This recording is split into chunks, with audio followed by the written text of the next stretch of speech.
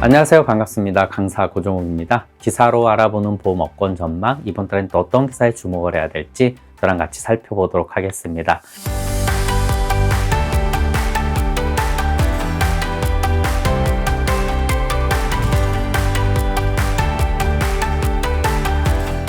자, 먼저 저출산 극복 3종 대책이 나옵니다. 보험과 관련된 할인 제도라든가 유예 제도가 나오는데 이는 내년 4월부터 시행될 예정이고요. 이미 보험사들은 이를 위한 전산 준비 절차에 들어갔다고 합니다. 자, 어떤 내용이냐? 출산을 하거나 또는 육아 휴직을 신청하게 되면 보험료를 할인해 주거나 보험료 납입을 잠깐 유예해 주거나 혹시 보험 관련 대출을 쓰고 있다면 이 대출 상환도 잠깐 유예해 준다. 이런 제도입니다. 일단 보험료 할인 제도는요, 출산과 육아휴직 두 가지로 좀 나뉩니다. 일단 출산한 경우 해당 아이에 대한 할인은 제공되지 않고요.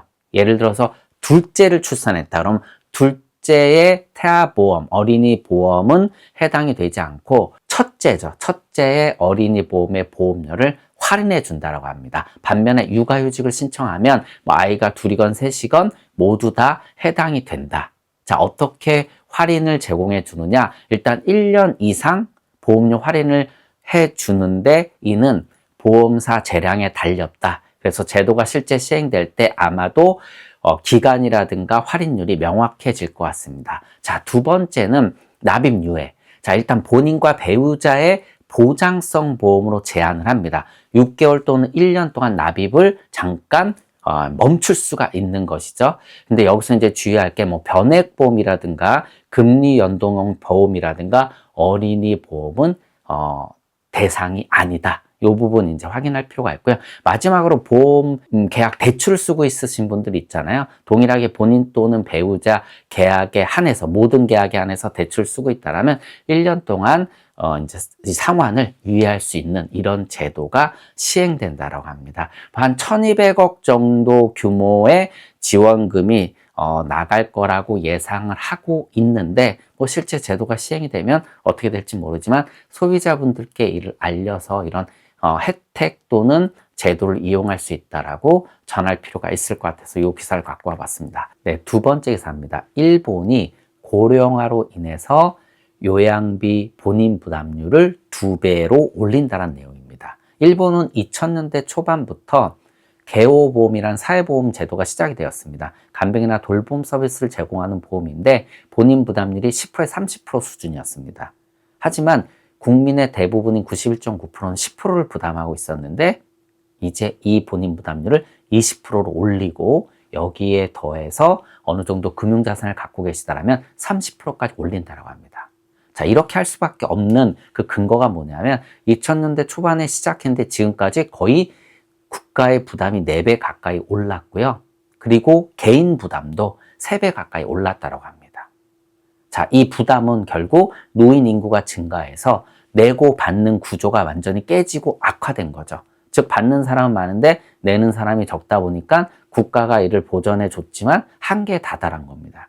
자, 우리나라도 아시다시피 이제 간병비 본인 부담률이 30% 떨어집니다. 이 제도가 시행이 되고 처음에 들어가는 예상 금액이 6조 정도로 예상하는데 지금 일본은 135조가 들어간다라고 하거든요. 엄청나게 차이가 나죠. 자, 이 기사를 통해서 저는 이 간병비에 대한 개인 준비가 굉장히 중요하다고 말씀드리고 싶은데, 자, 이 간병에 대한 필요성은요, 75세 전후로 해서 거의 8배 차이가 난다고 합니다. 자, 우리나라 고령화 속도는요, 일본보다 빠릅니다.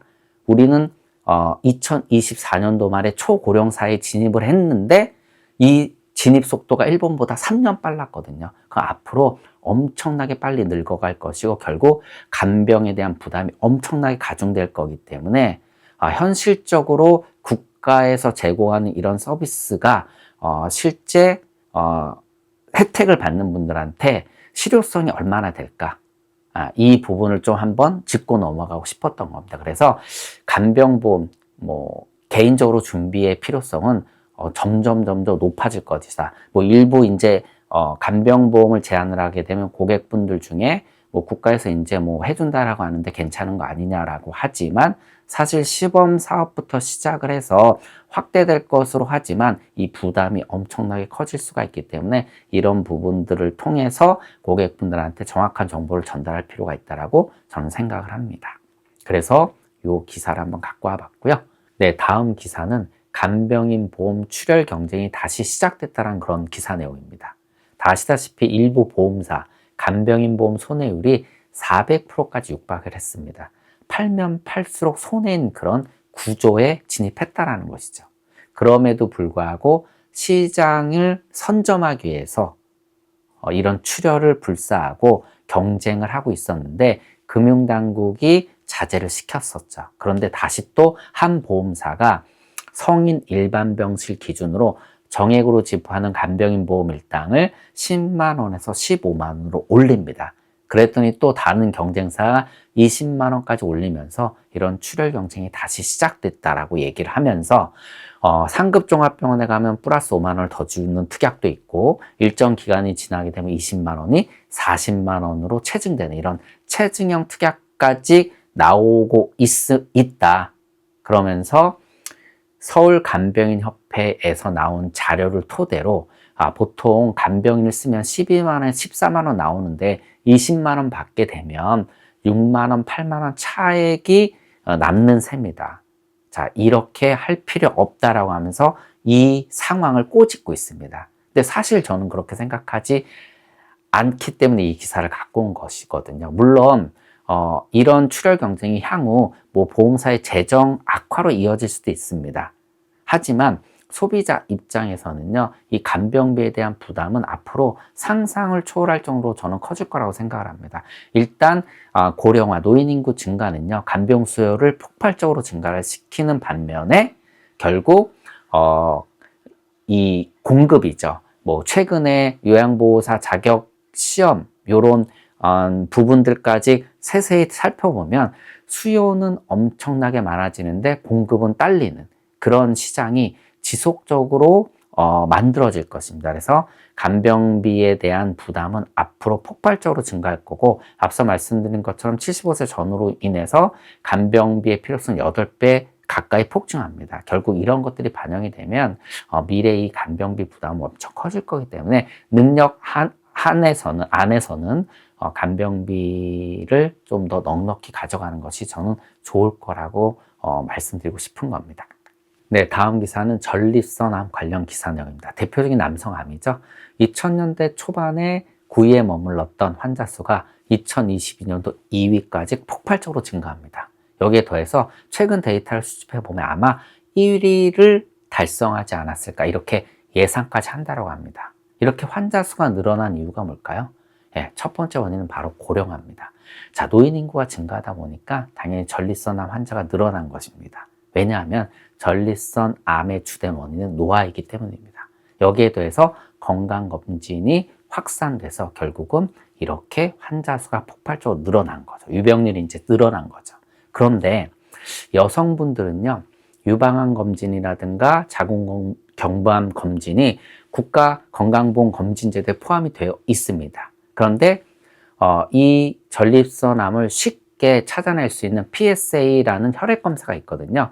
전립선 특이 항원 검사인데, 뭐 이제 전립선암 걸린 분들한테 특정 이런 항원이 나오는 거죠. 그걸 캐치하는 그런 혈액 검사인데, 이 간단한 검사마저도 지금 국가검진에 포함되어 있지 않다. 그래서 정부와 계속적으로 이걸 제도화시키려고 논의 중이라고 하고 있습니다. 자, 만약 이게 제도화가 되면 기존의 건강검진이 확산된 거와는 차원이 다르죠. 그렇게 되면 어떻게 될까요?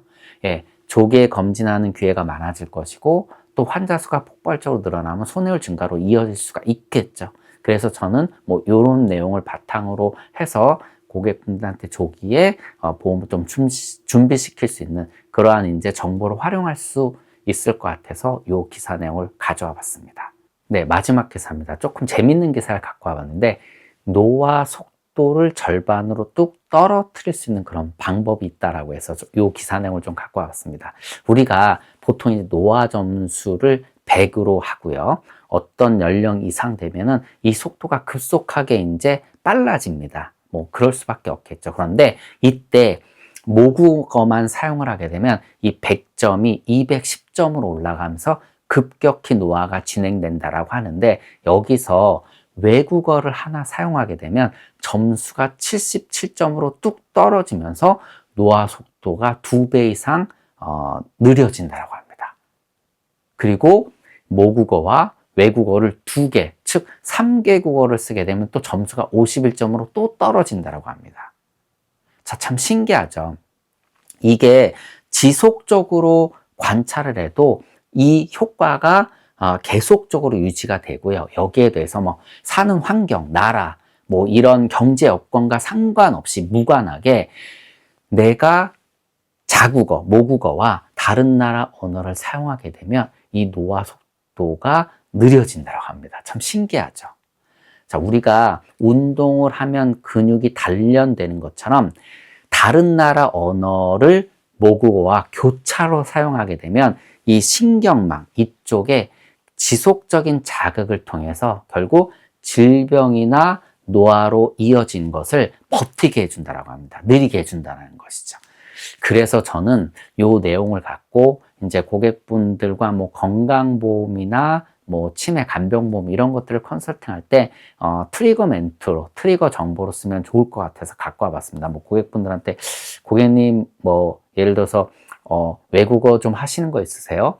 그러면 전 뭐 잘은 못하지만 뭐 영어 조금 하는데요. 그럼 고객님 그러면 조금 더 노화를 늦출 수가 있습니다. 근데 저는 외국어 잘 못하는데요. 그러면 뭐 그게 뭐 창피한 게 아니라 그러면 이제부터라도 공부를 좀 시작해 보시면 좋을 것 같습니다. 왜요? 뭐 그러면 이런 정보를 드리면서 재미나게 이제 건강보험 컨설팅 쪽으로 이어질 수 있게 하는 그런 좀 멘트일 것 같습니다. 뭐 지난 시간에도 잠깐 말씀드렸지만 우리 귀에 이제 귓볼 주름 있잖아요. 이걸 프랭크 사인이라고 하는데 그런 걸 갖고 이제 치매보험 같은 거 판매할 때 이제 접목시킬 수 있는 것처럼 이런 재미난 정보들이 영업에는 또 굉장히 좋은 효과를 낼 수 있을 것 같습니다.